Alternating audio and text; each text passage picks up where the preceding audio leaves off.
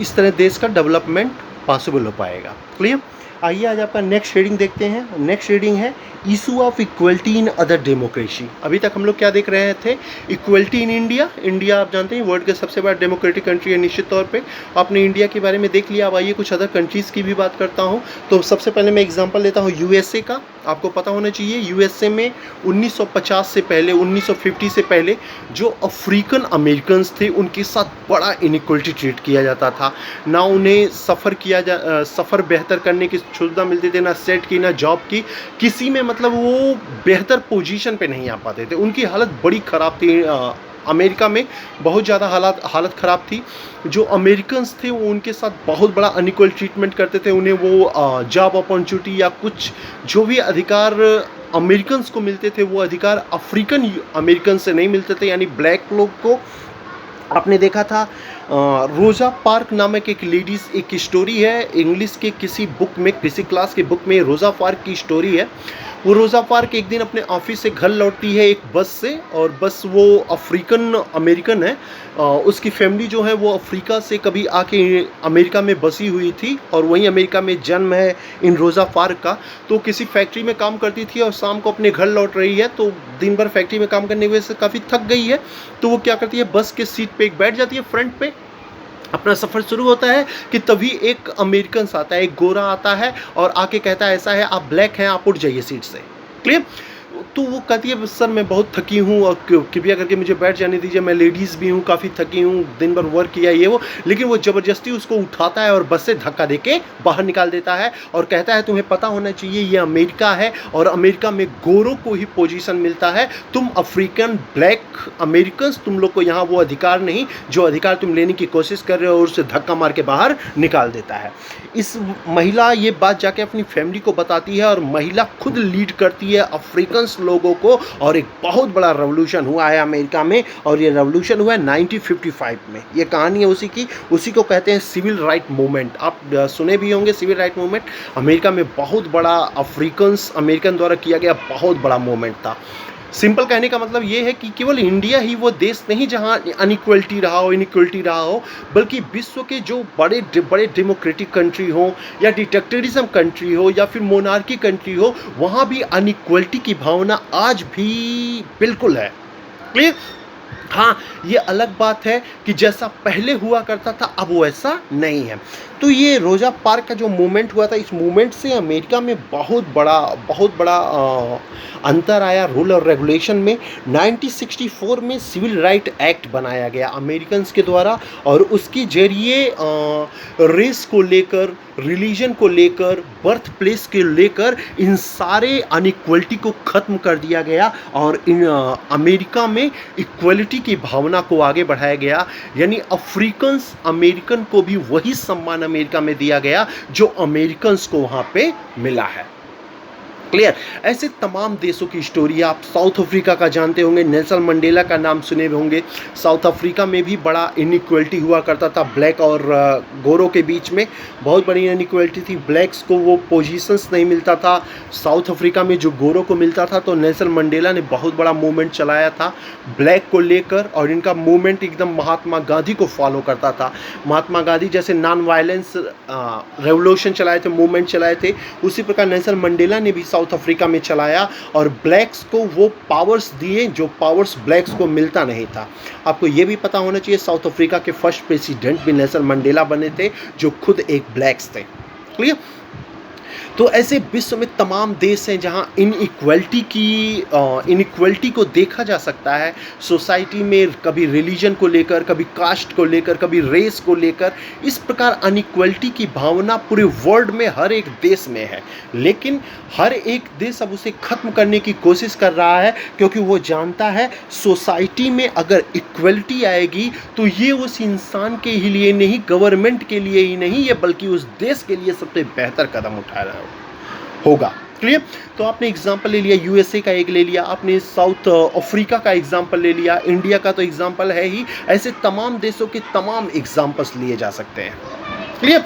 ऐसा ही डिस्क्रिमिनेशन कहा जाता है वेस्ट इंडीज़ में देखने को मिला है। ऐसा ही डिस्क्रिमिनेशन कुछ चाइना में देखने को मिलता है, जब वहाँ के तिब्बतीस को वहाँ को से मार के भगाया जाता है, तिब्बतियों को वहाँ से हटाया जाता था। कुछ इस प्रकार का डिस्क्रिमिनेशन आप वहाँ देख सकते हैं। म्यांमार एग्जाम्पल है रोहिंग्या का। रोहिंग्या माउंटेन्स जो हैं वहाँ पे म्यांमार में, उन्हें वहाँ से भगाया जाता है। तो ऐसे हर एक देश में डिस्क्रिमिनेशन देखने को मिलता है सोसाइटी में, जिसे देश खत्म करने की कोशिश कर रहे हैं। तो ये केवल इंडिया के हालात नहीं बल्कि वर्ल्ड के हालात हैं। लेकिन कोई भी देश, जैसा मैंने बताया, तभी डेवलपमेंट कर पाएगा जब इस इक्वलिटी की भावना को वो जनरेट करेगा। जैसे इंडिया करता है अपने कॉन्स्टिट्यूशन के जरिए, ऐसे अमेरिका ने भी किया अपने कॉन्स्टिट्यूशन के जरिए। सिविल राइट एक्ट बनाया 1964 में। साउथ अफ्रीका ने भी ऐसे सिविल राइट एक्ट बनाया था, उसके जरिए सभी को बराबरी का अधिकार दिया जाना तय हुआ। क्लियर। तो आज आपने देखा दो टॉपिक। सबसे पहले आपका मिड डे मील मैंने थोड़ा और एक्सप्लेन किया। मिड डे मील के कुछ पॉइंट मुझसे मिस हुए थे पिछले टर्म पे, तो वो मैं आज डिस्कशन कर दिया आपसे। आपने इक्वलिटी टू अपॉर्चुनिटी भी देख लिया, अपॉर्चुनिटी किस प्रकार सबको मिलती है, अटेंडेंस एटीट्यूड के बारे में जान लिया। साथ ही आपने issue of equality in other democracy के बारे में भी जाना, जिसके बारे में आपने अमेरिका, साउथ अफ्रीका, म्यांमार आदि देशों का एग्जाम्पल लिया। और जो लास्ट हेडिंग है आपके इस चैप्टर का, वो चैप्टर है, वो टॉपिक है चैलेंज ऑफ डेमोक्रेसी। हाँ, ये इंपॉर्टेंट टॉपिक ये भी है, चैलेंज ऑफ डेमोक्रेसी। देखिए, डेमोक्रेसी के लिए ये बहुत बड़ा चैलेंज है इक्वलिटी लाना। क्लियर। इतना आसान नहीं होता है। जो बरसों से चला आ रहा है, आप उसको चंद सालों में ही सुधार दे तो ऐसा मुश्किल है, बहुत मुश्किल हो जाता है कि तुरंत किसी सुधार को किया जाना। 1947 से पहले इंडिया में इतनी बड़ी इनइक्वलिटी थी। वर्गों में डिवाइडेशन ऑफ ग्रुप्स थे। ब्राह्मण, क्षत्रिय, वैश्य, शूद्र एंशियंट से ही चले आ रहे हैं। उनको अचानक खत्म कर देना, इनमें इक्वलिटी ला देना, तो लोगों का एटीट्यूड कहीं ना कहीं इससे इफेक्ट होता है। अभी आपको पता होना चाहिए SC जो ST एक्ट है, उसमें क्या कानून है। उसमें कानून है कि जैसे कोई कास्ट पे नहीं लेगा। मैं एक एग्जांपल दे रहा हूँ कि मतलब इतनी जल्दी चेंज कर पाना इम्पॉसिबल है, धीरे धीरे ही चेंजिंग किया जाएगा। तो ये एक एग्जांपल है, आप अपने ऊपर मत ले लीजिएगा, या मैं किसी कास्ट पे ये अटैक नहीं कर रहा हूँ। क्लियर। SC ST एक्ट में एक कानून था, उसके जरिए अगर कोई अपर कास्ट का इंसान किसी लोअर कास्ट को मार देता है, क्लियर, किसी प्रकार किसी गलती से या किसी वजह से मार दे लोअर कास्ट को, अगर वो लोअर कास्ट जाके थाने में FIR दर्ज करवा दे, कंप्लेन कर दे, तो आपको पता होना चाहिए मारने वाला वो अपर कास्ट के इंसान के साथ साथ उसके परिवार के 7 और मेंबर्स मेल पर्सन को अरेस्ट किया जाता है, यानी 8 लोग अरेस्ट होते हैं। अगर कोई ब्राह्मण किसी क्षत्रिय को, अपर कास्ट किसी लोअर कास्ट, ब्राह्मण क्षत्रिय नहीं लेते हैं, बस अपर लोअर कहते हैं, नहीं तो आप लोग अपने ही कास्ट पे ले लीजिएगा। एग्जाम्पल जो मैं दे रहा हूँ उसका कुछ अर्थ का ही अनर्थ हो जाएगा, तो ऐसा कुछ मत करिएगा। मतलब एक सिंपल एग्जाम्पल है। क्लियर। तो बिना जांच के आप उसे अरेस्ट कर लेते हैं। बिना जांच के आप उसे अरेस्ट करने के साथ साथ उसके परिवार के अन्य मेंबर्स को भी अरेस्ट करते हैं, जो बेचारे जानते ही नहीं कि मुझे अरेस्ट क्यों किया गया। क्लियर। पिछले कुछ दिन में, करीबन कुछ महीने पहले, सुप्रीम कोर्ट ने एक आदेश जारी किया। सुप्रीम कोर्ट ने कहा ऐसा है, SC ST एक्ट में संशोधन किया जाता है, और जो कंप्लेन कोई लोअर तबके का इंसान किया है, उसके कंप्लेन करने के बाद उसकी जांच की जाएगी, पुलिस थाना अध्यक्ष द्वारा, इंस्पेक्टर द्वारा उसकी जांच की जाएगी। जांचने के बाद अगर वो दोषी पाया जाता है तभी उसे अरेस्ट किया जाएगा। क्लियर। सुप्रीम कोर्ट का ये आदेश था। ये आदेश जैसे ही आया, SC ST एक प्रकार का रेवोल्यूशन कर दिया। उन्होंने कहा मेरे अधिकारों को, मेरे पावर्स को कम किया जा रहा है सुप्रीम कोर्ट द्वारा, और ये हम बर्दाश्त नहीं करेंगे। उन्होंने बहुत बड़ा रेवोल्यूशन किया था। आपको पता होना चाहिए, करोड़ों की संपत्ति को नुकसान पहुंचाया। क्लियर। उनका इतना बड़ा रेवोल्यूशन, सोचिए, इतना बड़ा हुआ कि सुप्रीम कोर्ट ही अपने डिसीजन से पीछे आ गया। सुप्रीम कोर्ट डिसीजन से पीछे आया। जब ये बात ब्राह्मण अपर कास्ट के लोग सुने तो उन्होंने रेवोल्यूशन कर दिया कि बताइए, इतना अच्छा सुधार था, इसके बावजूद सुप्रीम कोर्ट पीछे आ गया, तो उन्होंने रेवोल्यूशन कर दिया। हालांकि इंडियन गवर्नमेंट ने दोनों मैनेज किया, दोनों को समझाया बुझाया और सब कुछ ठीक है, क्योंकि आप जानते हैं इंडिया की तो सबसे बड़ी ताकत यही है कि यहाँ डेमोक्रेसी लोगों के अंदर बसती है, देश की भावना लोगों के अंदर है, और वो किसी प्रकार का ऐसा कोई विवाद नहीं होने देंगे जिस विवाद से किसी प्रकार के इंडियन डेमोक्रेसी के ऊपर कोई उंगली उठा सके। क्लियर। तो मतलब मैं ये कहना चाह रहा हूँ कि वो जो एटीट्यूड है, जो अब तक चला आ रहा है सिस्टम, वो अचानक चेंज नहीं हो सकता, उसे धीरे धीरे चेंज किया जा सकता है। और यही डेमोक्रेसी के लिए सबसे बड़ा चैलेंज है। जब तक आप उसे कर नहीं पाएंगे, तब तक हमेशा डेमोक्रेसी खतरे में रहेगी। वो खतरा इतनी आसानी से खत्म नहीं हो पाएगा। आप कहते हैं मैं डेमोक्रेटिक कंट्री हूँ, लेकिन डेमोक्रेसी तो आपके देश में तब आएगा ना जब आपके सोसाइटी में किसी प्रकार की इनइक्वालिटी नहीं होगी, बल्कि लोगों में इक्वलिटी की भावना होगी। लोग सम्मान करेंगे, चाहे वो अपर कास्ट का हो या लोअर कास्ट का।